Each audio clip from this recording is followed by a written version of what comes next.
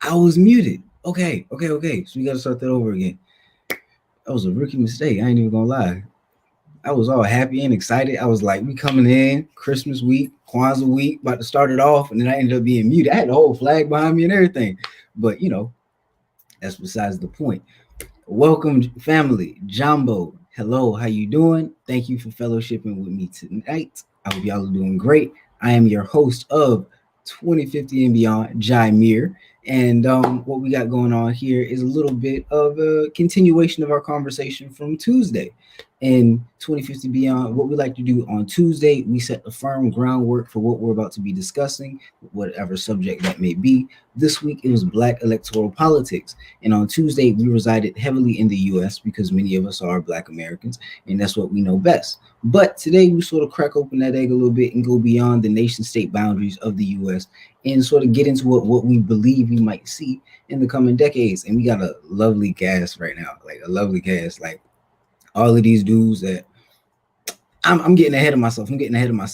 But it is Kwanzaa week. And if you haven't noticed, I'm a big fan of that shirt all the way down, turban too. But you know what else I'm down with? That's this affirmation from my one and only Shania. Greetings, virtual villagers. My name is Shania, and do you know what time it is? It's affirmation time! Time to remind ourselves how great we are.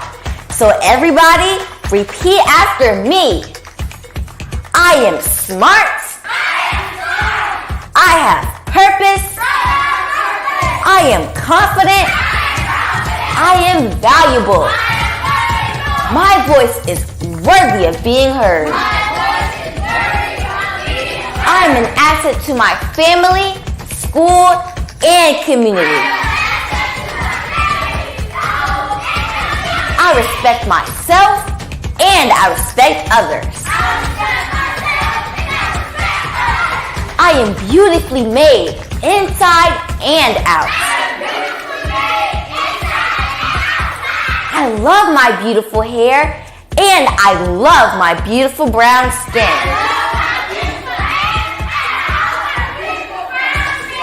I am more than enough. Great job, virtual villagers. Can I get a virtual high five? Great job. And always remember how fantastic you are. That's right. How fantastic you are. Thank you, Shania, getting us off right. And especially this week, with all the celebration, bountifulness, and love and affirmation we got going on. Who wouldn't want to have Shania start us off tonight? I mean, it always makes me feel good. So thank you, Shania, for giving us that affirmation once again. And now it's everybody's, quick, hot, fast, quick second segment that we got going on. It's within our union. And now we'll be residing heavily within the continent of Africa because this is Black Electoral Politics Week, and there are many Black, African elections coming on. But before we get into the elections, let's break down what's going on in Ethiopia. So on Thursday, Ethiopian troops had killed 42 armed men following a village attack in the western Benishangul Gumuz area. So Prime Minister Abiy Ahmed said that he deployed more troops to the region following another attack in the area. The report said had seen more than 100 people killed. The area is ethnically diverse and violence between ethnic groups is common, unfortunately. And aside from the numerous lives lost, several homes and crops were burned as well. So we wish a lot of peace and love to the people in Ethiopia, especially in the Gumuz region. Power to you. And regarding Nigeria and South Africa, 2 new strands of COVID-19 have been found. Now, the South African variant is claimed to be responsible for most of the country's second wave, with South African official Dr. John Ngangasong I'm getting good at these names and pronunciations. It's like second nature to me now, has said that social distancing testing would prevent travel restrictions, while in Nigeria, things still require more testing before travel restriction measures can be taken, since the Nigerian strand was more recently found, hence it being within the last week, and the South African strand being found a couple days before. So Back to the Central African Republic, dissenters have called for a unilateral ceasefire in order for the country to have a peaceful run up election. The Coalition of Patriots for Change started an offensive against the government after they accused President Touadera for trying to fix the December 27th election. The top court of the Central African Republic had rejected several other candidates for election, including former President Bozizi, after accusing him of plotting a coup with several armed groups. Zizi's party has denied the accusations, and nearly 5 million people have fled their homes in the country due to the numerous militia groups that currently control roughly 2/3 of the country and extort the masses as they go along their day. Also on December 27th, Nigerians different. There's Nigeria and then there's Nigerians, like Niger and Nigeria. We're talking about Niger. So will cast their vote for their upcoming elections with 30 candidates on the ballot, with a few being Mohamed Bazoum, Zaini Umaru, Bobakar Sise, Mahamane Usmani, Ibrahim Yakuba Ahama, and Hama Amadou. I'm getting so good at this. The Niger elections are interesting because the incumbent president will not seek another term since he has already served two, so he's not staying on. Moving on over to Egypt, sitting in North Africa, a hieroglyphic typecasting machine built in 1902 has been restored and is now ready for use once again. There is an attempt to restore cultural pride for the Egyptian people, and it's great to see this cultural revival program get started. Props to the Egyptian people, and may the machine be used to uncover and preserve real Egyptian history. Ghanaian and Ivorian cocoa farmers are struggling because they produce 60% of the world's cocoa, yet they live in poverty. The returns are ominously low and the work is time and labor consuming.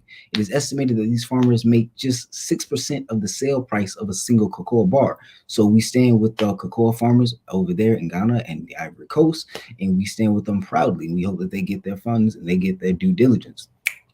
Moving on to the Kwanzaa gift giving holiday season, we have Positively Perfect Dolls, created by Dr. Lisa Williams, will be a great gift for your child. The doll line is meant to be multicultural with beautiful black faces and hair of all kinds to highlight the beauty that is blackness. You understand that beauty standards are imposed onto black people, and these dolls have a mission in affirming our beautiful skin and lovely hair. So thank you, Dr. Williams. And that right there is the wrap up for me on this beautiful Thursday. And to, continue on a little bit, because you know what we do here. We like to have a little bit of a recap of what we did Tuesday to jog your memory a bit. And a better memory jogger will be on Wednesday. If you missed Tuesday's show, you should go and check out Tuesday's show on Wednesday. So don't forget to like and share and subscribe if you haven't already with this show. So that way you can be up to date and these recaps can get a little bit faster and a little bit easier. But right now, we got a word from our whom? That's right, these sponsors.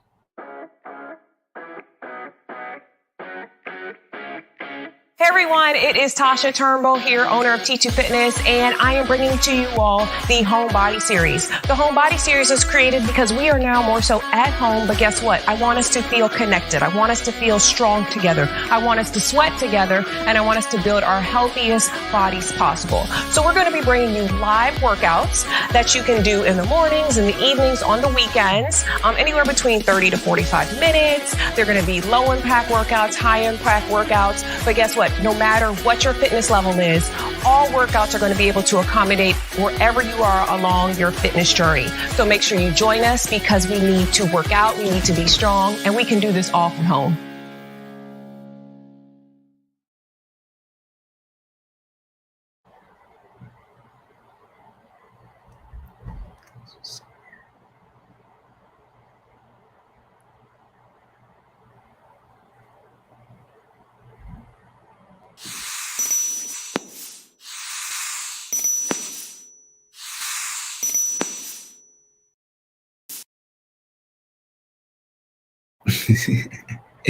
Man, I'm pretty excited about everything. There we go. There we go. A little bit more easier to see, a little bit better right there. And like I said, I'm excited because we got a lot of stuff going on behind the scenes here at CCA in 2015 beyond. We got a bunch of people coming in for the panels in the coming weeks. So I'm just really excited about what we're going to bring for you guys coming into the new year. But I hope everyone's staying safe, fellowshipping with family if you need be, whether that be virtual or in person, as long as our health is taken into account. But like I said, what we're going to do is sort of recap what we did Tuesday. So my memory might be a little bit lagging, how you say. So I'm going to bring in a couple of my people to sort of get ourselves together, which is we've seen this guy before. He was real talkative on Tuesday, with us. So let's bring in Jody. How you doing, bro? I'm doing fine. How are you? I'm doing great, man. I'm doing great. And then another brother that we're going to bring on is definitely, did you miss him? Yeah, we missed him. He wasn't here. He wasn't here 2 days ago. He was out doing work. Oh man, but I forgot his name too. I think the person that we are speaking of is the Mr. Freshman for 2020 and 2021, the history major Obiora Okiki, hailing from New York. There it is. How you doing, Obi? What's up, y'all? You forgot my name? Yeah. Okay. I'm doing good. I'm good. Most definitely. That hurt a little bit, but I'm good. It's been like a week since we last seen you, man. Like, yeah, well, yeah, like, yeah. We thought them boys over there in DC got you over the go-go stuff. That's what I thought. That's what I heard. So, you gotta watch your neck. But Obi wasn't here on Tuesday. Joe, do you remember what we was doing on Tuesday? So on Tuesday we had our first discussion on Black electoral politics. We spoke about how electoralism will fit into basically Black communities' needs, whether they actually do or not. Whether Black movements, inherently Black, like liberation movements, are co-opted by the establishment and then muddied and turned into something completely different that doesn't serve Black needs. We talked about racial capitalism. Don Roy had a lot to say about it. Shout out to Don, man. And then I think the last thing we talked about had to do with no, this wasn't the last thing we had to talk about, but basically what makes for good organizing in a Black community, like when it comes to political education, when it comes to making sure that Black communities' needs are met. So that's a few things. Yeah, I'm tracking now. So we came in, we kicked it off with Charlene Mitchell, who, was the first Black woman to run for president of the country under the banner of the Red Communist Party in the U.S. And she's still living. If you know how to reach Mrs. Mitchell, let us know, because I've been trying. I can't find a thing. And then we discussed about Black electoral politics, mostly staying in the U.S. and just about how that's happened. I remember the first question I asked y'all was like, have we progressed since like 65? As like a softball. And then like you, Don Roy, and Kalia just took it into the deep end. I was like, okay, cool. Like this was probably the most energetic I've seen the whole cast. So right on. But like I said, it was going to be difficult for, whoever came on after us. How y'all think they're going to do? I think they're going to do pretty well. We got some pretty knowledgeable fellas on the panel today. Do you want me to introduce them? Because I can. You can't introduce them just yet because we got to like segue it with the like sponsorship. Oh, yeah. So now Obi real quiet. Dude done forgot how to talk. This is great. We just able to speak. I was about to say, I'm confident in who's supposed to be on here tonight. I wasn't here on Tuesday, but I'm definitely going to jump in the conversation. So yeah. I mean, that was kind of redundant because what's the point of being on the panel if you wasn't going to jump into the conversation? But that's neither here nor there. I'm just happy you're here. Fellowshipping, brother. Fellowshipping. You forgot my name. What about it? How are you fellowshipping with me? You don't know who I am. Because I don't need to know your name to know you, okay? Like, this is what we're doing as a people, exchanging information, affirming one another, loving one another. Okay, yeah. You know what I'm saying? You feel me? You feel me? No, I don't. This is why the people, you know what? My DMV people, they gonna handle you. Don't worry about it. But all the go-go hate aside and the Obi slander pushed to the wayside, we have words from our who? Our sponsors.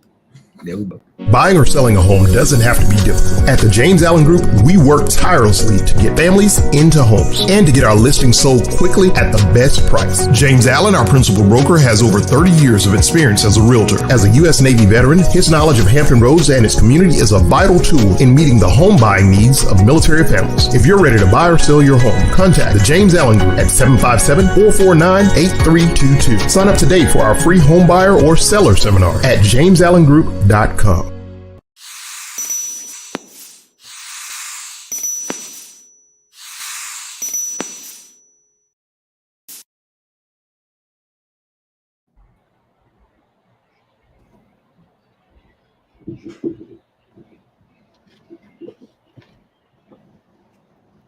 We back. Yeah, we are. Y'all was late on that. I said we back. Y'all sitting there like, we are. Come on, man. Hey, no, okay. At least I said something. Obi out there looking like he don't know where he is right now. I know, right? I nodded. Yo, it was Yes. good to see one of y'all engaged. I don't know But- what you want from me, but I'm gonna try and deliver. Whatever, man. So basically, it's another Bison Brigade moment. You know, we said that one of the purposes of the platform is to spread out into the HBCU verse, you know, so to get more people on there so it won't be so, you know, Howard intensive. You know, so many Bison out here, Bison, no S. And we're still working on that. But Yeah. what we don't lack is Bison. And Howard has the creme de la creme, the cream of the crop. You feel me? So we gonna use that cream of the crop. And these brothers is they probably gonna have one of the most interesting conversations we've had to date. And that's saying something coming after like Tuesday. So we'll see how the energy works here. So first we got a brother from Ohio. It's kind of hard to describe the brother because he's repping SOB, and personally, I'm a SOC type person, so I don't really interact with anybody in the School of Business. So it's real difficult to, but either way, he's coming all the way from SOB. He's a finance major. He's doing great work over there, and we just happy to have him in. It's our brother Marshall. How you doing, bro? Yo, what's up, everybody? What's up? Okay, you got the deep voice and everything. All right, what's good, Marsh? And then, oh man, this might be hilarious, though. Hey, you got he got this. He got this. All right, man. It's kind of hard to do this. He's the reason why I got the flag out. This one. Oh, okay. This brother coming all the way from the DMV area, but he ain't like that. He's repping Baltimore all the way down. How they say it, Baltimore. And you know he's coming to you today to speak on some things. You know, extravagant dude. Like when it comes to one of the people you want to like meet in life, like, and someone who's really a catalyst for that class of Howard University 2024. You know, just a true genius, man. Somebody who's out there every day in the field, repping Pan-Africanism, repping African people, just making sure that we push forward as a people. It's Solomon Brooks. Hey, how y'all doing, brothers? What's up, man? We doing good. Okay. Oh man. Now usually we do the show for like an hour and 30 minutes. So we're really ahead of time. Like we got an hour and 12. Ooh. So to start, how y'all doing? I'm doing good, man. I don't know about these fellas here. They looking kind of rusty. I'm great. Yeah. I'm great. You asked me how I was doing twice already. I wasn't talking. I was not talking to you. Why does I wasn't talking to I you. don't understand. Continue. To you. Okay. Hey, bro. So we left off on it was a multifaceted question about how economic power is really the base when it comes to nation building or any type of collective group building. So with economic power, then rise militaristic power and then political power. And we're talking about Black electoral politics. And we spoke a lot about Black Americans and we spoke a lot about the US. But the point of this is 2050 and beyond. And not only is that beyond the year 2050, but that's beyond our own borders and our own lifestyles. So what we're going to do here is start it off with a short question. And it's like, what would be the best way for Black people around the diaspora to build economic power that's sustainable for the other political power and militaristic power to come forward? National. Who would take it? It's a softball question. We gonna give it to the finance major. We just gonna throw him in the. Oh yeah, give it to the capitalists. Go ahead. The class enemy. Stretch. We've spoken about this. The question was how does the Black community build economic power and then branches out, correct? Yeah. I think it starts with education, and education is a big thing, and that's why I'm a finance major, is knowing what economics actually is and finance is, and managing those things within any economic system it is. in the current system of capitalism, learning the ins and outs of that, and trying to take advantage where you can of the flaws of the system. That's it in short. Sure enough, man, because like it's one thing to prepare for the revolution, but you got to put food on the table. They don't accept I'm a good person at the grocery store. They don't. They Not accept. an SOC. Not an SOC. Okay, co-op. listen. I wasn't talking about that grocery store, but at this one, the one I'm repping, the one Miss Bernadette Terry Williams taught me about, at that grocery store, we accept anybody because we know you are the best of the best and the brightest of the brightest. You know what they say about SOC? What do they say about SOC?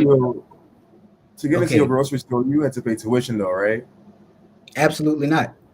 No, so y'all was just accepting people free tuition? No, Wayne Frederick covers everybody in SOC. Don't quote me on that. Really? Wayne Frederick? I just said don't quote me on that. Don't quote the question at hand was how do we get? Are you lying or are you? I'm not lying.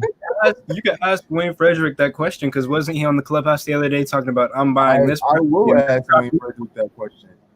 I just don't feel like we need to bring President Frederick into this at all, and we should get back to the question. President Frederick was on the clubhouse. Okay, yeah, he was on the clubhouse, but basically, I'm going to basically give my answer to the question on how we build economic power within the United States under this capitalistic system. And I always like to just go with the policy analysis, like what we should demand to make it easier, because starting from, the abolition of slavery, Black people didn't have one social capital or any type of economic capital. And to kind of build economic capital, what you need is social capital, because that's how, white people get to places through like things like nepotism and such. But I think first and foremost, as we continue with our lives, our daily lives, and just figuring out financial literacy that way, we also have to demand things like from the government. Like Marshall mentioned education earlier. And, Black people as a group, we are like extremely passionate about education from the same playing field. If our education isn't prioritized the same way as in the United States, and Jody, you good? Am I frozen? What's going on here? No, it's like, dang, bro, we started talking about demanding stuff from the government, and they got him. He got sniped. Come back to us, Joseph. See, look, it worked. I think I got frozen. Am I here now? Yeah, you good, brother. We covered you. Keep getting frozen. Oh my. They can't freeze the revolution. They can only impede it ever so slightly. March on. I don't even know if I'm good. Obi is still frozen on my screen. Oh my god. I can hear you. Obi has the clearest video quality of all of us. Oh, that's because you hear me? He's the photography guy. Yeah. I mean, that's you get what I'm trying. Obi. I don't know what iPhone he got. Okay, They said Jody recording this on his 6 Android, bro. You got it?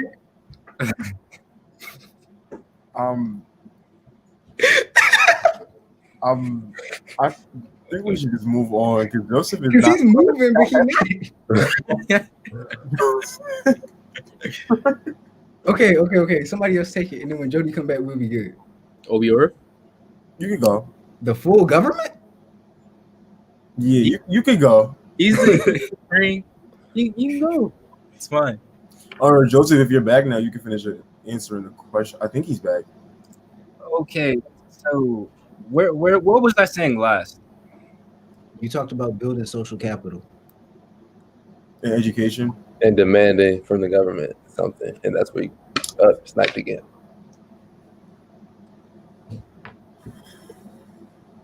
Come back to us, Jody. Yeah, solo, this you, bro. It's my turn. Yeah, you go. Yeah. I think we can we wait like another 60 seconds for Jody, and then if you can't wait no 60 seconds, bro. I got. When I saw who was on the panel, I was like, I have questions for these. I have questions for them. We can't wait for Jody, bro. To go computer. So, I guess my vision of building like economic power among like at least in a national sense between like black people and the United States is like Marshall, I would concede that he's definitely correct in terms of like we do live under capitalism. We need financial literacy, financial education, but there is also the I guess the Leninist term of like dual power. Like we need to at the same time that we're learning you know what's going on within capitalism, we also have to frame it as okay, capitalism is what's subjugating us, but um, we have to form alternative and counter institutions while we live under capitalism in terms of like what are we doing in our community in order to like make a more collectivist sentiment, and then like among the working class in general, like unionizing, building working class power, so that like there are legitimate ways in order to counter the power of the state, because like they were saying during the election, you can't hold anyone accountable after you give them your vote, because their power is absolute and legitimate. So you have to build like I guess but I think Jody mentioned it yesterday in our group chat. He was talking about like the model of the Black Panthers, like they were doing their free breakfast for school children program. They were doing their ambulances, busing programs in order like that's building I guess alternative collectivist institutions within your community, while at the same time what Marshall's saying, building that or learning what the system you're living in terms of like a very realist point of view. So Thanks, man. yes, there's bits and pieces of everything. That was really good. That was really good, brother. If you could just like finish those sentences a little bit stronger, because you started to like that. And it was hard to hear you. But thanks, Solomon. That was great. You sort of spoke. Did Solomon freeze too?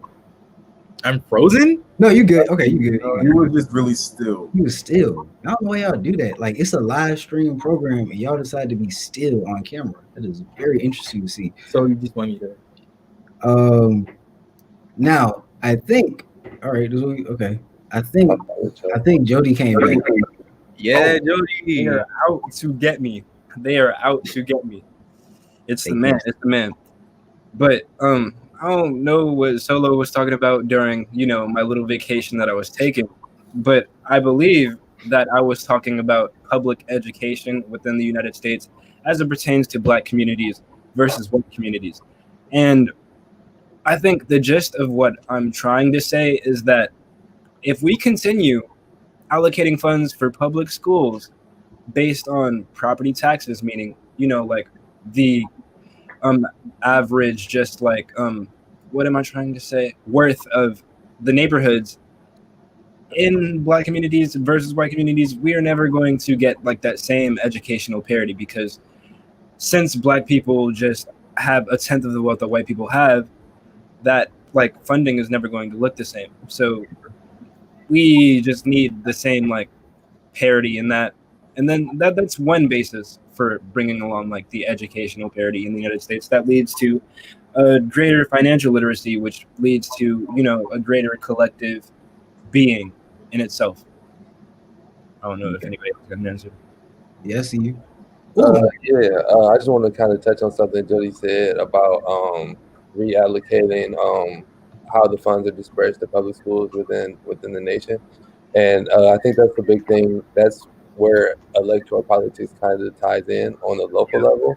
Yeah, and just going to vote locally and things of that nature, for putting people in office that want to see those same things happen in certain senses. And I feel like that's the bigger part of electoral politics that needs to be focused on, in a sense. All right. So this turned into a get out to vote thing. All right. Nah, not even that. Like I don't like. That's only a piece in the framework, right? Yeah, it's a tool that could be used. There you Absolutely. go. And which allows me to segue into that. I'm glad y'all ended it like that. We understand that with Black people making up roughly 13%, around 13% of the total population of the U.S., which means we're a huge minority. and then you take into account that like voter suppression, mass incarceration, and other oppressive electoral tactics in play, the black vote certainly gets diminished a lot. So, in the sense of understanding that voting at best is an auxiliary tool to achieve equity, if not equality, in the U.S., how feasible is it that would you guys say that it's possible? How feasible is it to get these politicians to sort of support measures that will allow Black people to gain this housing parity, as well as, I don't know, just some semblance of equality in the country? On what level? Within politicians, on what level? I think on a local level, perhaps. It's easier to. Well, we understand it's easier on the local level, but the thing about the show's 2050 and beyond, we're talking about the whole thing. All right. By 2050, we want to see this whole thing burn, right? Oh my God! First off, we're going to Joe Biden to the left. This is, and then AOC is going to be. We're going to push Biden left. That's what we're going to do. Oh man. Yes, that's what we're going to do. Okay, so, we mentioned that it is easier on a local level, and I do kind of want to touch on the local level because I spoke about this last show, but if there's one thing that politicians do, especially to Black people, it's that they lie. And to illustrate this, I kind of wanted to reference Dr. Kanisha Grant of the Political Science Department at Howard University's book. HU? Yep, HU. Her book entitled The Great Migration in the Democratic Party. She talked about a bunch of like urban cities within the United States of America and how just local candidates, what they would do is they would realize that the Black vote, has a lot of power where I am currently standing. And if I can solicit the Black vote, then I could probably win this election. So what I'm going to do is cater to these Black needs. Like she mentioned a specific incident where this local Detroit candidate for mayor had tried to solicit the Black vote and promised his constituents that, if you get me elected, I'll fire the police commissioner. And of course, Black people mobilized and they voted for him en masse and they got him elected. And basically, he later reneged on his promise to fire that police commissioner and kept him in office. And then once it was time for re-election, he tried again to, cater to the Black vote. But since, historically, the white vote has always been somewhat antagonistic to the Black vote, these local candidates also noticed that if they do anything that benefits Black people, but doesn't necessarily sit right with white people, they will abandon that platform entirely. So really, it just comes down to like mobilizing, pushing, pressing, and just making sure your demands are met, because they can so easily be abandoned if the person that you're voting for just doesn't have a spine, doesn't have a backbone, and isn't, adamant in their like policy concessions. So that's my kind of little insight on the entire topic at hand. And I just wanted to pick up on that because you said that like the white vote is sort of antagonistic to the Black one. And then we could sort of elaborate and just say that whiteness itself is antagonistic to Blackness. And in a psych class, I did a paper on how whiteness was a form of psychosis. And Kendra Andrews is a Black studies scholar. He actually did a paper before that. And he said that white people are in favor of certain policies as long as it doesn't give the feeling or sense that it is going to harm their privilege with affirmative action. Many of them were receptive to the fact that more people of color and Black people should be in certain areas and spaces. They were not receptive to the fact that these people coming in these spaces meant that white people had to be moved.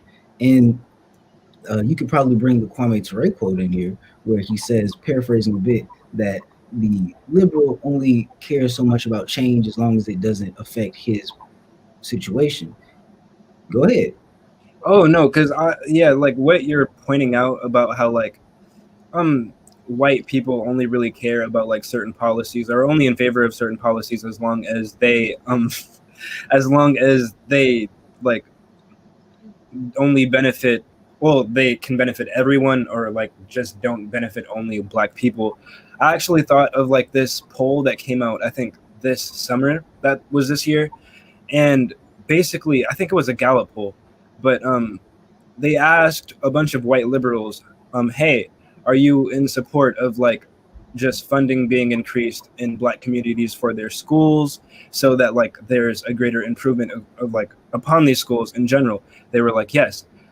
Yeah, they all answered yes. But when it came to integrating these public schools, meaning busing, black students to white schools, the majority of white liberals were not in favor of this policy. Why? Because it impedes on their whiteness, it impedes on their white comfort, and you can't necessarily have, these rambunctious like black people just invading your space because they don't want it. They don't want it. They're fine with you like improving in your own little space, but as long as you keep away from them. So it's just an entirely different thing. Does somebody have something? Yeah, I was gonna say I don't even think it's accurate to say that they want us to improve in our own spaces either. Not They come and invade our spaces and take our resources or allocate insufficient things towards us while promising us that we're going to improve, or that they're going to improve the general situation. So if anything, it's kind of like, I'm not sure, I'm not gonna say, okay, it's kind of like how people they'll say Biden is just Trump with a smile almost. I ain't never heard that before. Blue flashes. They didn't say that, but they said something I can't say on the live stream. But basically, Blue MAGA. Basically, yes, like it's fake. It's a facade. It's a charade. It's something meant to, entice you, but it's not really what it is. I think a very good quote to integrate into this conversation is the ancestor Julius Nyerere, where he said that America really has a one-party system, but in typical American extravagance, they have two of them. So that a very important incorporation into the discussion is a discussion of class. Like when we're talking about liberalism in terms of politics, that really springs from there's also that whiteness is a factor within there, but it's also like you want to protect your privilege in terms of monetary. Like we live under capitalism. We inherently, there are, like you were talking, the entire basis of the discussion is first economic. Economic is the most legitimate form of power. So liberals, white, black, anybody, POC want economic protections before Malaysian.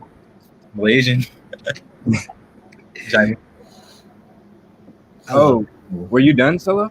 Oh, like I thought Jameer wanted to say something. Oh no, I was just shouting out our VP. Oh, our VP. Oh yeah, Kamala. Yeah, like I think yeah. Someone else can go. That's another thing. I kind of wanted to spark a little conversation. I know I'm not the moderator here, Jameer, but absolutely you are not. But this is a collective thing. So go ahead, brother, because everybody eats here. Has anyone really noticed that the slogans of restoring the soul of the nation, which is Biden's slogan, is very, very, very, very similar and has a very similar selling point to the slogan of Make America Great Again? Like they inherently mean the same thing. It is the same thing, yeah. It's all like very what's the correct sentence structure here? It works in favor of the erasure of blackness. Like whenever you all notice that whenever there's like a political conversation, it's always like, oh yeah, there is the general populace that is talking about politics, who has a stake in politics, who can influence politics, and then there's what do the black people want? Like it's a complete like schism between the realities of when we're talking about political realities between black people, and then like when you talk about general people, like Jameer was talking about how he wrote an essay on how whiteness is a form of psychosis. It's like that also relating to what's Ta-Nehisi's code? Those that believe they're white, like sort of it's all a Yeah, I construct. don't know nothing about no Ta-Nehisi. I still haven't read Between the World and Me. You still haven't read it? I got it, bro. You No, should. it's on my shelf. It's just like low on the list. My fault, Solo. Yeah, but like I guess it's like that's a very like it skims over the concept of whiteness as a form of psychosis, like that. It like I was saying, it's they try to separate themselves from and a class hierarchy from black folks. Ooh. Okay. Anybody else got anything for Solomon? Because I see something. I think I see where we're going next. Anyone want to expand it? Because he mentioned class, and now we get to talk about what a lot of people might not really understand. It's class consciousness in relation to electoral politics. And to sort of recap, a lot of people who were, below the age of like 35, they were fans of Bernie Sanders' presidential run. Like, how many times did Bernie run? Like twice? Mm-hmm. Mhm. And the reason they were a fan of it was just because Bernie represented the working class. But Sanders also had a penchant to, we got killed. Obi got cut. He wasn't even talking about liberation like that. Hey, bro. Government took him out like that. No, but that royal court got him. The royal court said, "You can't be talking about this, my man. You gotta no." Politics, and he ain't telling nobody to go out to vote, so they got him out of here. Oh, I Next time, forgot about that. I forgot about that clause in his contract. Ooh. Obi got to go out there and tell everyone to go vote for Uncle Joe real quick. He got to go and explain himself to the royal court. That boy is on an impeachment. He said he's back. He He got a call from President the answer Frederick. Anyway, like I was saying, welcome back. We sit playing musical chairs up here, bro. Yeah. Oh my god. But so Bernie Sanders got a lot of rep from working class people, and there was this thing going around where it's like there should be class solidarity before there should be racial solidarity, which was typically what white leftists and liberals were saying, and mostly the white online leftists, when they were saying that black people should go out there and vote for Bernie Sanders. And we saw a lot about how these POC and white leftists felt about black people after the South Carolina primary came out. Yes. And Joe Biden went and thrashed them in a landslide. And we can get it. Ooh, I'm gonna tear Clyburn up in the next question. All right, bet. So I'm like, my people, my family, we live in Jim Clyburn's district. We're gonna give you your flowers, Mr. Clyburn, soon enough. But oh man, this is gonna be fun. But basically, when we talk about Bernie Sanders, it was this idea that he didn't feel like he had to entertain black people that much, and he didn't do any real work on the ground for black people. Like, I remember there was a prominent black church he was invited to speak at, and he was like, no, I'm good.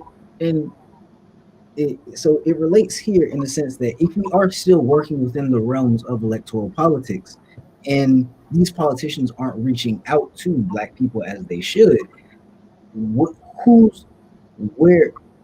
does the connection come from?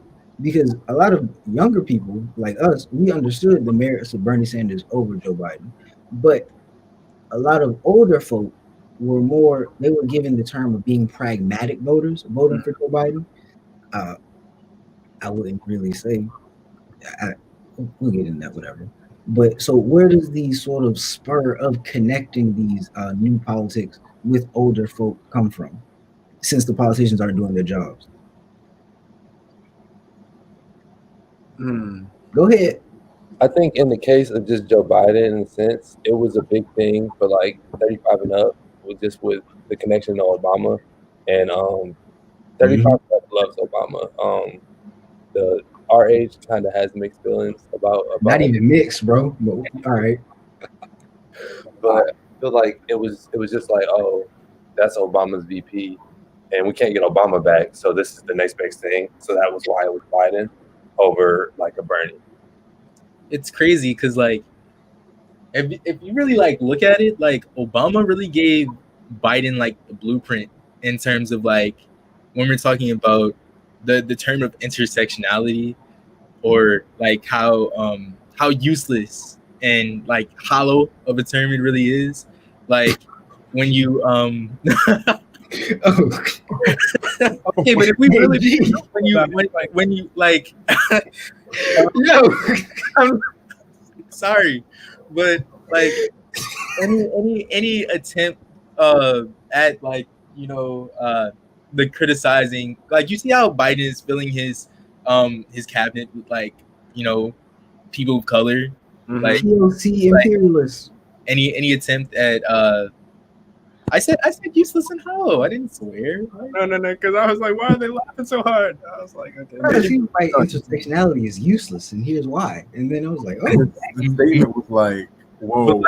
But like just the fact that any attempt at a valid criticization or criticism, my bad, that was an weird. you can make any word you want. English is real, bro. It's not even our language. You're right. But the attempt at a valid criticism of like policy viewpoints is going to be like directed, oh, you must hate this group of people because like I don't know. Yeah. Most And definitely. I feel like if Bernie wanted to attract more black voters, he could have done it by appealing to race, as you mentioned, because like I noticed that one thing is, even in comparison to a lot of the Democratic primary candidate, not the primary candidates, but like the Democratic candidates like way back in January, he was less radical on the issue of reparations than most of them. And he's supposed to be like the most left candidate on the stage. So I feel like it really comes from this sense that, oh, well, like race politics and, like class politics, they're kind of intertwined. And, if we get like class, well, what am I trying to say? Yeah, just like class. Take your time, Pastor. We got you. Yeah, just like class justice rather than. Oh, what? Okay, y'all just threw me out there. But if we get like class justice, solidarity and justice for working class people, that just trickles down to black people, but like not necessarily, because the white working class, they don't got to deal with getting shot at by the police. They don't got to deal with like just walking down the street every day and like having that fear of getting shot. They don't got to deal with like just a lot of the issues that people in the black community got to worry about. So no, like while like racial politics and the class struggle are intertwined, they're not the same thing at all. And I think if you want to attract black voters, if they're being pragmatic and if they're a little bit more moderate, you have to acknowledge that and you have to make a plan for that. You got to campaign for that, because if you don't, like, we already being pragmatic about you anyway. We already like hard off you. Like you got to do some more. You got to do some more. So Bernie didn't win the black vote, and that was his fault, to be honest. Go ahead, Pastor. Go ahead, Jody. Playing Oregon. Go ahead, Jody. Y'all silly, bro. Oh my god. He was. I felt it tonight. Thank you for whoever played the Oregon. What's the word, brother? Give us the word. Oh my god. Oh man, but moving on, because we understand that Bernie didn't do what he He won't do what he needed to do. Oh man, Devontae had this. Some white leftists feel as if our struggle as black people is enough to be leftists as well. The sense of entitlement is too much. And that's a valid critique of Bernie. Like, correct.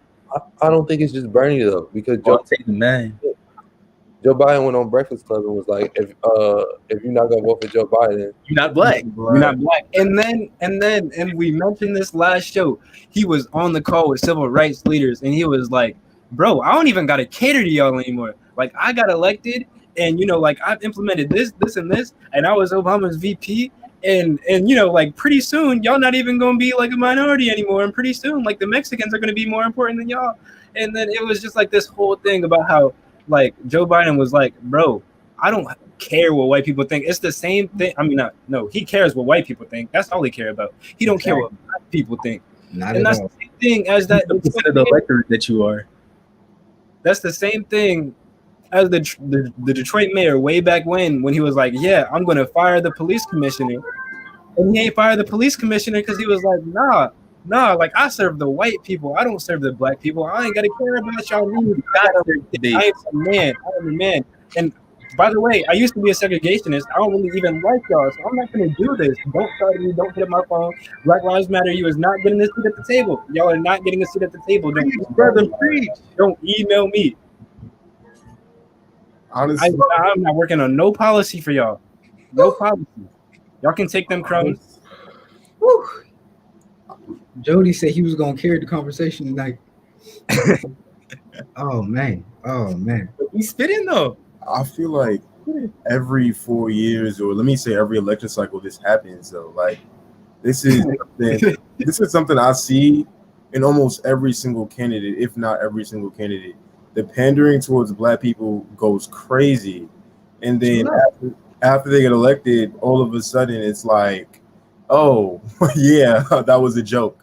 Like even black candidates, even some black candidates will go as far as to rep their blackness a little harder or associate themselves with pillars in the black community a little closer, and that they've never done so before, or that we haven't really seen in the same light before. And then after they get elected, kind of vanish. And I think we all know of a person or two.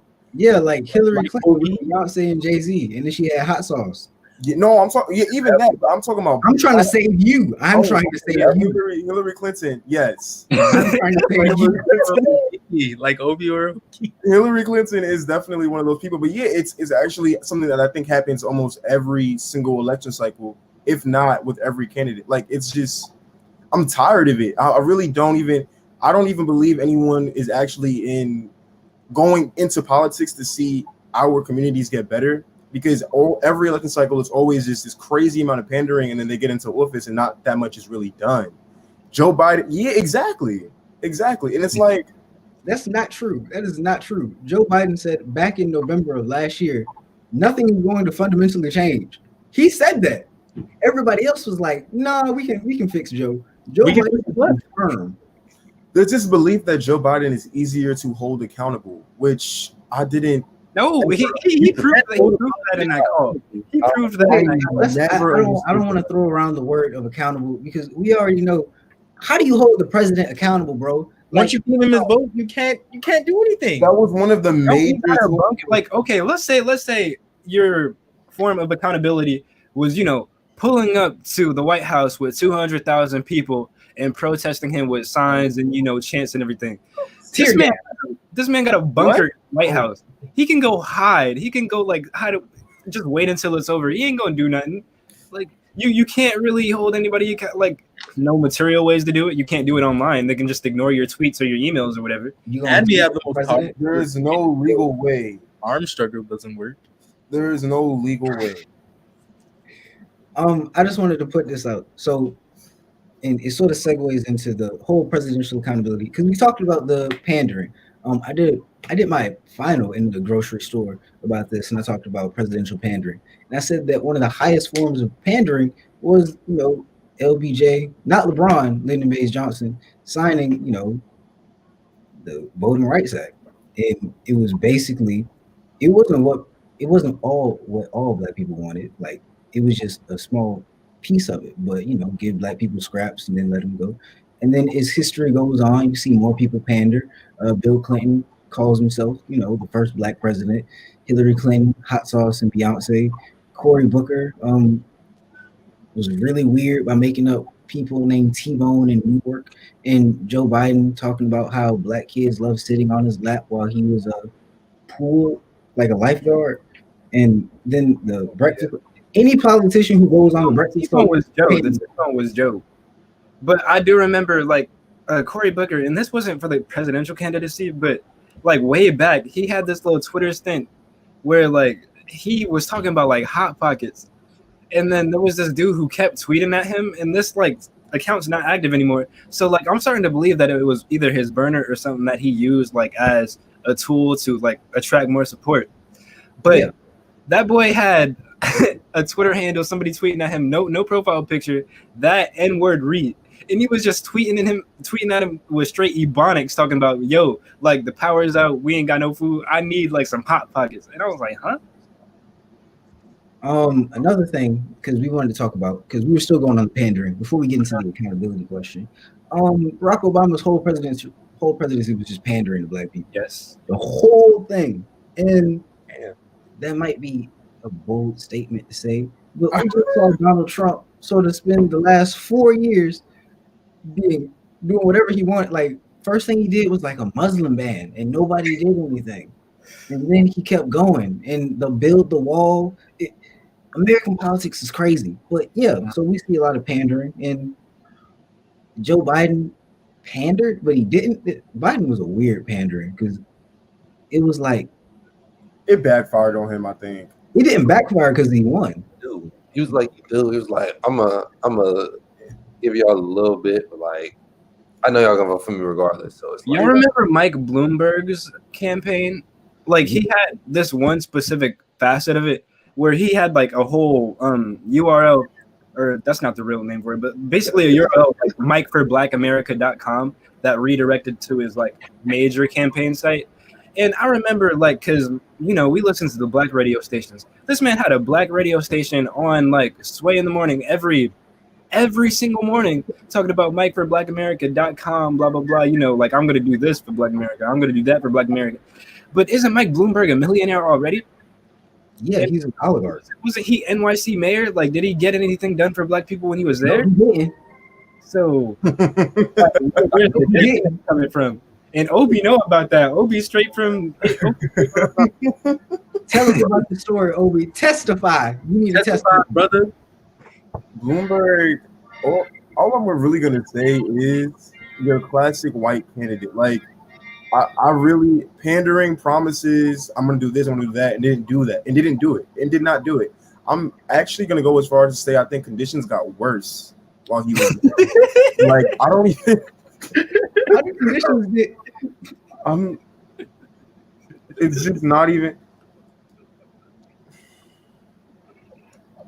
I'm sorry. This conversation is kind of making me sad because it's just because I'm thinking about. I'm like, politics in terms of black people. It's really, they treat us like a photo op, like a campaign prop, and it's upsetting me because it's like even the candidates who you think wouldn't, or let's say like the candidates who you would, let's say your Obamas, right? Even them, they end up disappointing you, and it's like, where is our political future? Like, where is this going? For the show. That's what I just feel so like, damn. Oh, I'm sorry. Hey, Come on, that's not a. Anyway, I'm sorry. You're good. I mean, it shows your passion on the subject. I'll give you that one. I'm very distraught when it comes to this topic because I really, the pandering and then the reneging on promises, it's just too much sometimes. Like, I really, just thinking about how many candidates have done this, just no. Pretty much all of them. Yeah, like, even AOC. You think they're ready for that one? Is that what we about to get? Because I felt like the conversation veering to that, but we kept talking about these establishment candidates. So are we going to get into like the proclaimed leftist candidates that's talking about, like, I'm going to do this, I'm going to do that. But when it comes to stimulus bill, kind of like. Talk about our leftist POC girl boss AOC? Really? Yeah. And we can get into Ilhan Omar.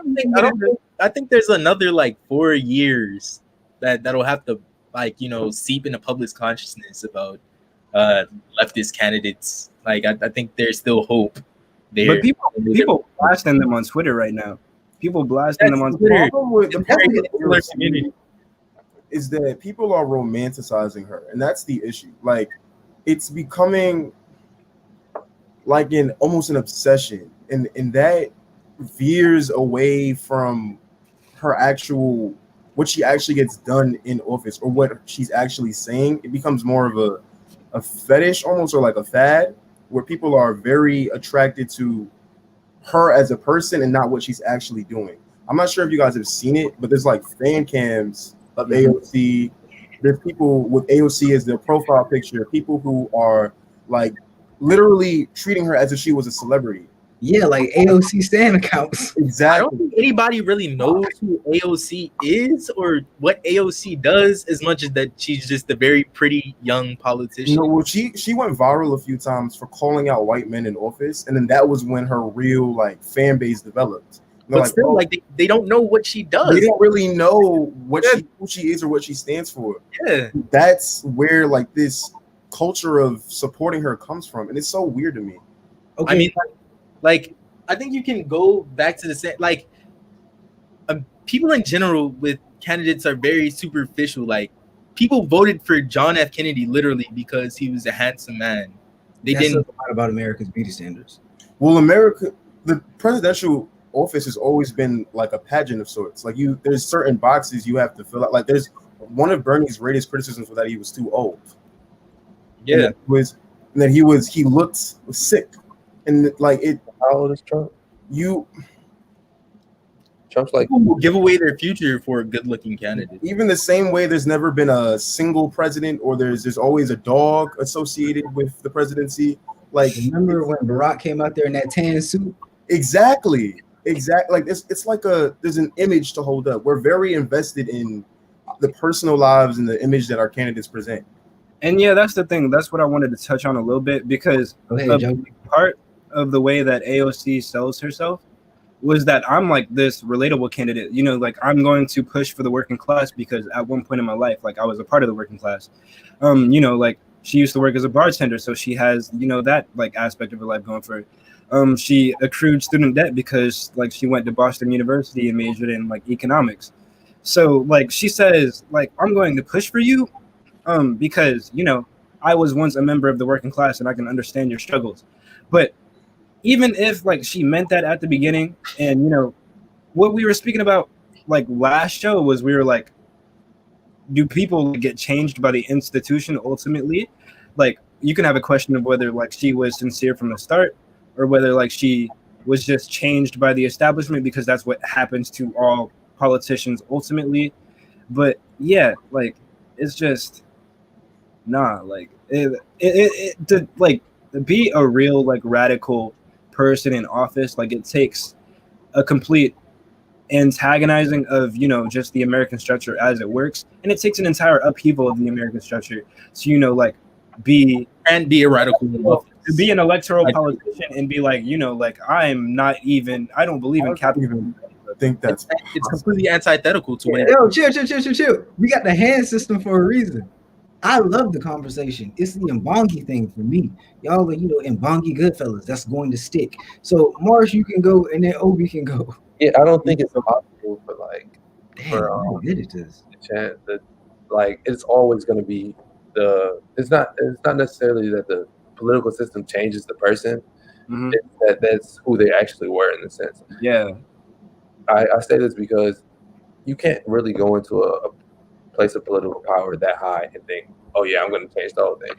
It's just too many layers to it to really think you're going to make substantial change by yourself, and that you're not doing it for an agenda that you're pushing for yourself or just for an image.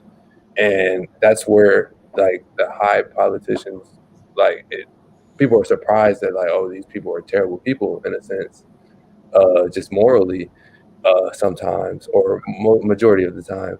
And it's not that surprising in the grand scheme of things. Oh yeah, I agree with everything he said. I feel like it really is who they always were, and that it's not really possible to be radical and then strive for a political position that high. Yeah, try and upheave the government while being in that place of power that you hate. It doesn't make sense. And on top of that, because yeah, you're right about that, and that made me like think of, you know, one electoral party that like never ever has a chance of like winning the presidential election, but it makes me think of like the Party for Socialism and Liberation, like the Socialist Party for Liberation, and how they just like throw candidates out there every week to try and push like, you know, the political consciousness in America left, because they know, like, especially not right now, not for 200 years, not with ever within like the US's like political system are like that is that type of party ever going to win. But like they throw people like Peter Lindsay out there, and I think I don't remember the last candidate's name, but they like just throw them out there, and basically their job isn't to try and win. They campaign, but their job ultimately isn't to try and win. It's to try and get people to just reconsider their politics, reconsider how economics work within the United States, reconsider if electoralism really is the type of future that they envision for themselves rather than in a complete upheaval and just something entirely different, just like reshaping their political imagination.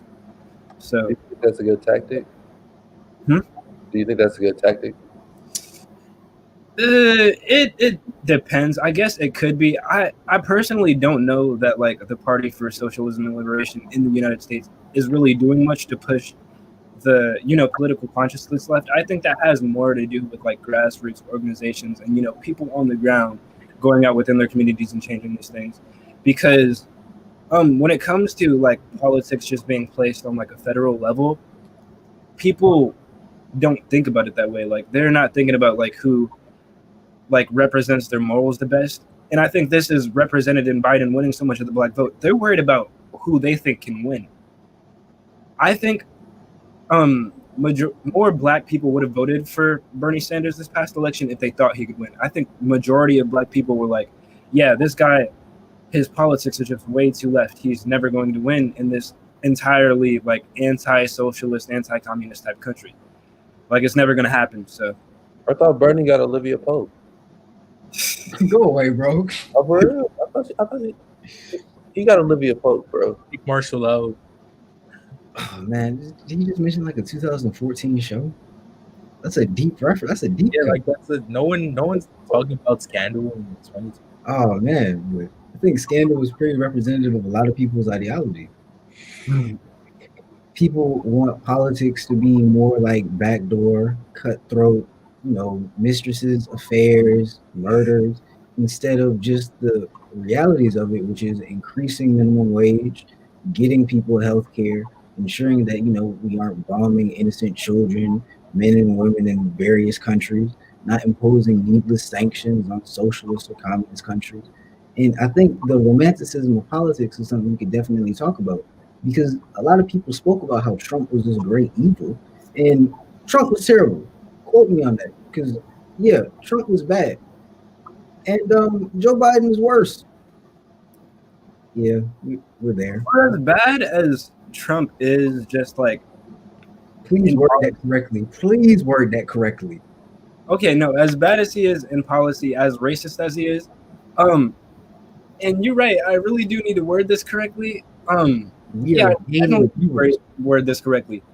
Okay, what I'm going to say is what he does, and I don't know if he's doing this on purpose. I don't know, like, if he just is accidentally doing this and this is like just his natural self, but he takes like stuff straight out of like textbook fascism, right? And he weaponizes it. He weaponizes it against the Democratic Party, and like he leaves them somewhat defenseless because they're like, how do we combat this? And I think the most recent example of this is with this stimulus bill, because Congress, they're like, y'all get $600. And Trump, he don't really care about like the working class. He don't care about what's going on with these 300 million Americans, but he knows that he can use this $600 as a political strategy, and he can come out and say, like Congress is out here trying to give y'all $600. No, I want y'all to have $2,000. And then people are like, hold up, like I kind of like this idea. He's onto something. He's not really onto something. He's trying to swindle y'all, and like he's trying to turn the public tide to support this little coup that he got going on. That's what's really going on. But I think it's a valiant attempt to save his presidency in a sense. Yeah, that too, because he so he can be looked at as one of like the best presidents ever because we got $2,000 on the stimulus check. So I think that's what he thinks is going to happen, and it might work, honestly, for some people. It is working for some people, because I mean, just looking at his base, they're all for it, and it really makes the Democratic House look weak. GOP isn't though. Huh? the House GOP, like they was like, no, we not passing this $2,000 bill. Yeah, because like Republicans are Republican, and so this. But getting into, because like we said, we're going beyond the U.S. and all of this could be translated to whichever country, with the pandering politicians and relatability politics, where you want the politician to be more like your friend or family member instead of someone who's supposed to work for you, which is why you get a lot of people calling this man Uncle Joe. Weird stuff.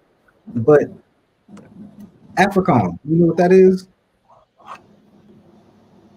The series of U.S. Because I've heard about it several times. But, Yeah. So basically, AFRICOM is a part of U.S. imperialism, or if you're not as blunt with it, AFRICOM is a series of U.S. military bases spectred across the continent of Africa with the sole use of joint military training and just to make sure that, everything is going according to plan because the U.S. is the world police and all. And with AFRICOM going on, and us being Black Americans, Foley said it best: the expansion of military presence in Africa, essentially. Yeah. And a little fact about AFRICOM is that they helped train the police officers in Nigeria, and they were sort of funneling the SARS, like the police force there. So usually when you see extreme police brutality in a non-European country, it's probably been backed by Americans. Just saying. But also thinking about that. Wait, you were about to keep going? Yeah, I was about to go. But I mean, if you want me to get the organs out again, go ahead, bro. Oh, this is gonna be short because people were like, when NSARS was going on and it was like this huge thing, people were calling for military intervention for something that would have ultimately created. So people were like, yo, do you see like this human rights violation? First of all, it's the same human rights violation we got going on down here. But they were like, do you see this human rights violation going on in, Nigeria, like this developing country? Yeah, go intervene in that because, you're the boss of the world. So like, yeah, go get that over with. But like the United States created that issue with Africa. So it's like. Okay, bet. Since we spoke on that a little bit, the United Nations is a sham. Yeah. Basically, because all it is European hegemony over the rest of the world with America there as well. And which is why in the International Criminal Court, the only people who get tried for genocide are non-white people. Mm-hmm. Yeah. Not saying that like Africans, like the Rwandan genocide, those people shouldn't have been tried. They should have, most definitely. But there's also like many American presidents who should have been in front of that court. But with that being said, the UN only serves the purpose of European interests. And it's been documented with several people in these countries demanding that UN peacekeepers be removed from their country due to incidents of murder, extortion, rape, all-out theft, and just brutality. So Devontae has something to add to. That's not Devontae.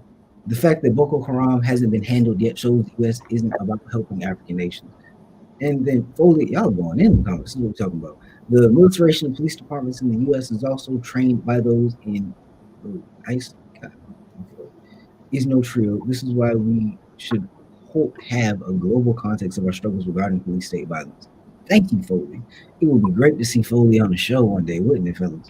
But now that we've sort of spoken a little bit about the UN and how the overall arching presence of global and international, like a global community, is more so a sham, pushing into how do we use electoral politics, if they can be used, to sort of energize these predominantly Black countries. Notice I said predominantly Black countries, such as Brazil, African countries, including North Africa, because we'll claim that, and some other places. How do we okay, I'm iffy on that one because like after the show. But how do we use, because that's our stuff. Yeah. They're taking off the air, bro. Oh man. But so how do we use the energies of predominantly Black nations and countries to sort of build a sustainable alliance or coalition between black nations in order to regain equal footing within the world, because right now things are heavily skewed in the favor of those who are white and Japan. And Japan.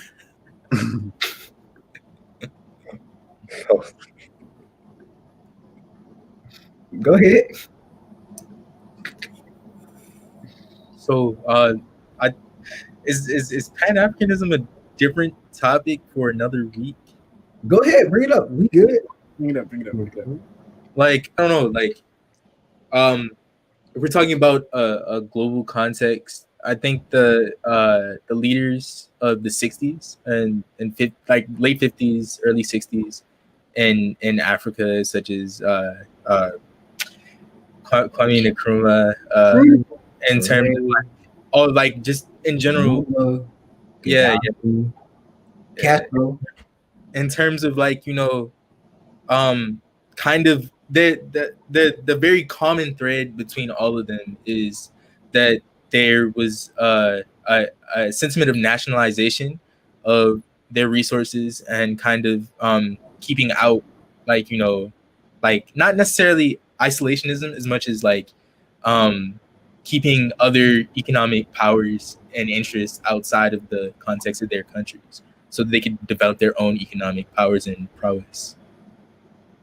So I think that would be a very Devontae says we got to end the diaspora wars first, and yes. that just comes with the diaspora wars thing is that just comes with understanding that okay, because the idea of tribalism is rather simple. It's an ugly word. It's been used to dehumanize African and black people alike.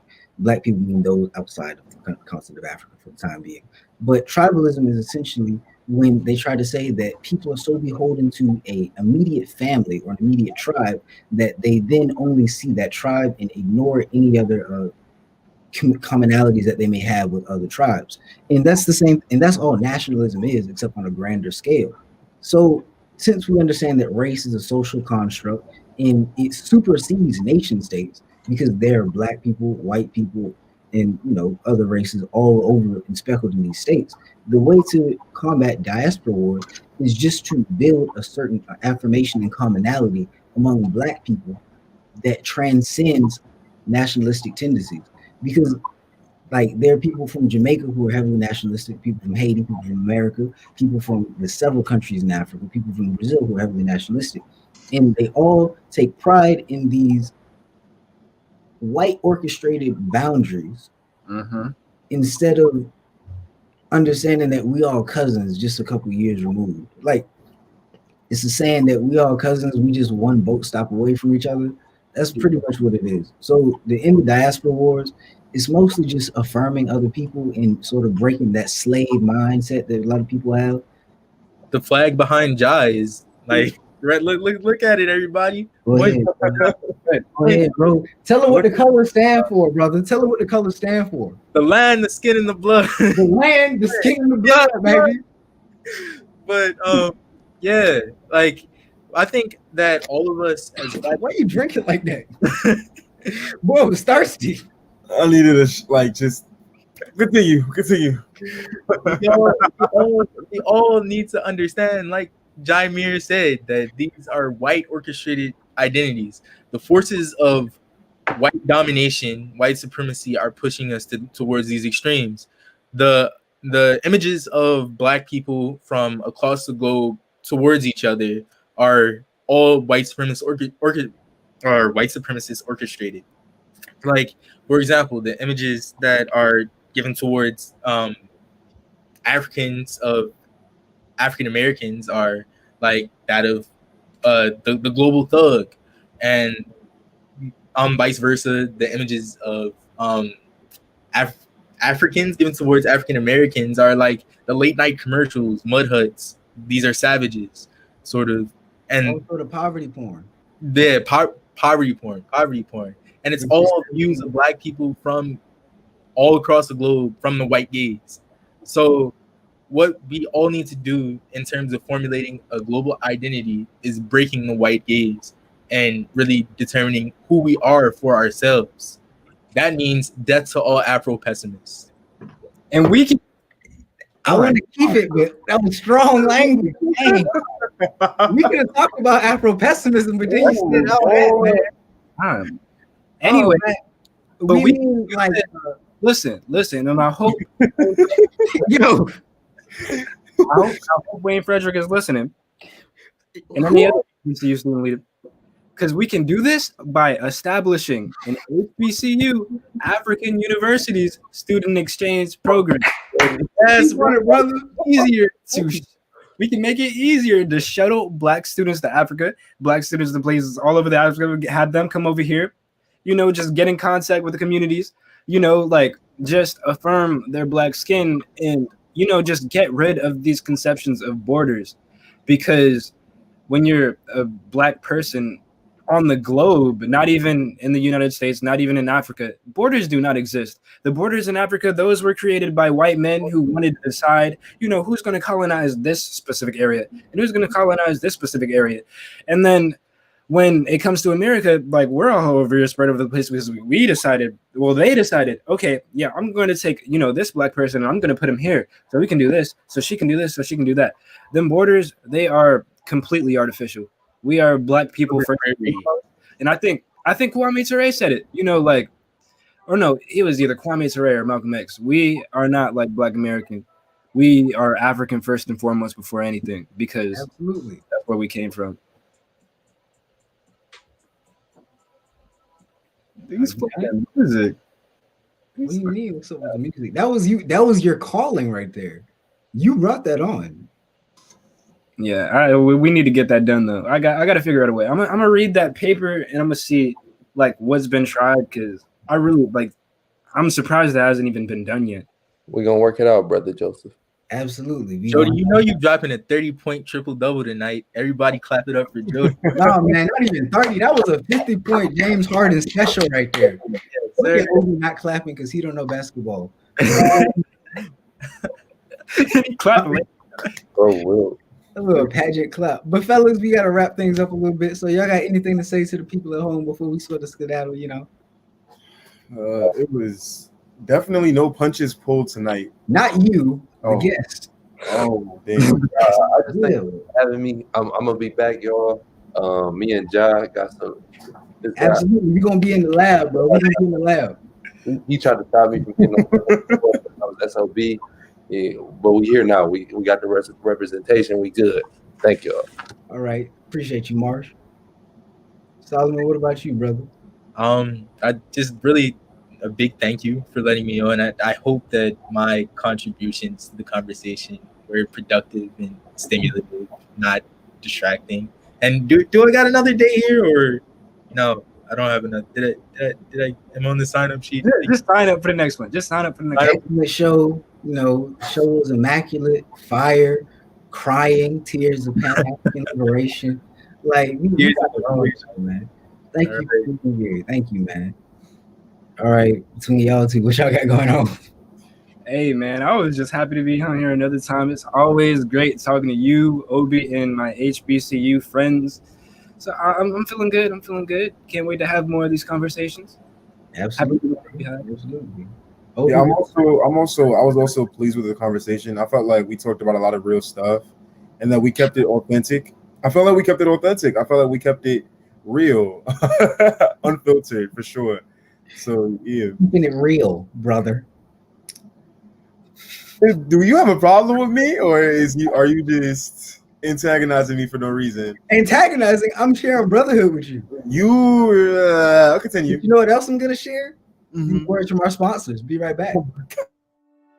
Smart kids make our world better. At Heavenly Hearts, we believe that the right foundation is key to our future leader success. With our 4 key learning principles, which are inclusive learning environment, early exposure to financial literacy, community engagement, science and technology with engineering, art, and math labs will enrich each one of our future leaders as well as the community they are part of. In these unprecedented times, the $59 billion childcare industry has been dramatically impacted by the pandemic. Heavenly Hearts has currently implemented several advanced health and safety precautions to protect our children and staff at our current licensed facility in Chesapeake, Virginia. Our new location will continue to use advanced technology to protect our children from this and future threats to their health and safety. As our mission is to educate, empower, and equip our students with the necessary foundation to be holistically successful throughout life, we invite you to get involved. As an investor or community partner, you can help in a variety of ways. Contact Serena May at 757-254-8156.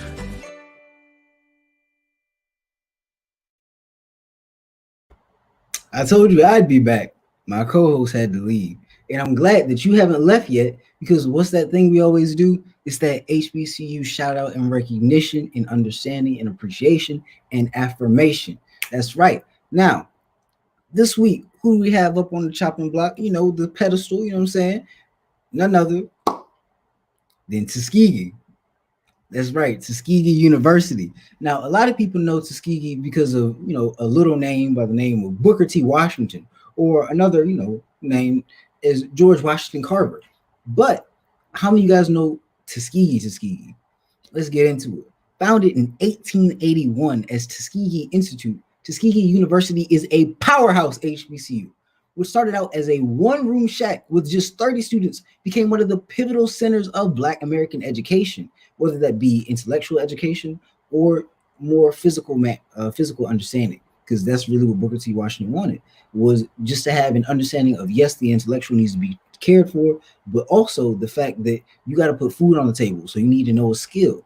And so it was a great school to have. Tuskegee is home, and you know, going off to what other schools they have and other skills, Tuskegee is home to the School of Veterinary Medicine, which produces 75% of Black veterinarians within the country, and is also home to the only aerospace engineering department at an HBCU. The Tuskegee Airmen get their name from the school and flew through the skies with so much pride and wisdom, and a little bit of valor too. The natural sciences is where Tuskegee thrives, being the producer of Black chemical, electrical, and mechanical engineers, following tradition, as well as bachelor degrees in math, science, and engineering in the state of Alabama. Tuskegee also has a Center for Plant Biotechnology Research, which trains U.S. scientists along with scientists from Ghana, China, Nigeria, South Africa, Uganda, Egypt, Tanzania, and more. A little bit of that, you know, Pan-Africanism we always mention here. Not only is this a school for the brightest, but their football program hosts a team with a 680-plus win record in several conference titles, with 4 consecutive SIAC conference football championships. And this wouldn't be the segment if we didn't, you know, rep some notable alum. And we got Miss Star here. Salute my grandfather, the late and outstanding Mr. D.B. Armstrong, graduated from Tuskegee Institute with a master's in agricultural science. So to start off our notable alum, Mr. D.B. Armstrong, agricultural scientist, great grandfather, great man. And moving on, Lionel Richie is also a Tuskegee grad. If you don't know Lionel Richie, then you don't really know music. That's all I'm going to say on Lionel Richie. Ralph Ellison, award-winning novelist, most known for his novel Invisible Man, that tackled what is meant to be Black in America and have a dual consciousness. Tom Joyner, retired radio legend who hosted the Tom Joyner morning show that I listened to early in the mornings on the way to school. Lonnie Johnson, creator of the Super Soaker, with several other patented inventions and a 12-year NASA career. We spoke on Mr. Johnson in one of our Black Scientists and Moments in History, also featuring yours truly. Keenan Wayne's actor, comedian, filmmaker, entrepreneur, known for being the host and creator of In Living Color and one of the most well-known Wayne's brothers. Alice Coachman, the first woman to win an Olympic gold medal for high jump, and just the first woman to win an Olympic gold medal in London in 1948. She was also a basketball star and a track athlete, and she won 4, not 1, not 2, not 3, but 4 national titles. Betty Shabazz, also known as Betty X, American educator and civil rights advocate. She was a powerhouse and crusader for Black liberation, along with her husband, the late Malcolm X. Albert Murray, famous literary and music poet, critic, novelist, essayist, and biographer. And Amelia Boynton Robinson, the leader of the civil rights movement within Selma, Alabama, and a key figure in the 1965 Selma to Montgomery marches. And there are several books about Tuskegee, and this wouldn't be a Clever Communities in Action production if we didn't give you some literature with it. So we're gonna give you some books from Booker T. Washington himself, which is Tuskegee and Its People, Their Ideals and Their Achievements by Booker T. Washington, and The Story of My Life and Work by Booker T. Washington. And that right there is me. And I hope you had a great show. I know I did, chopping it up with the fellas. And a little bit on time today, but you guys have a great Kwanzaa, great Christmas, happy holidays, be safe, stay safe, be safe, and make sure that you tune in with us on Tuesday next week. And we out.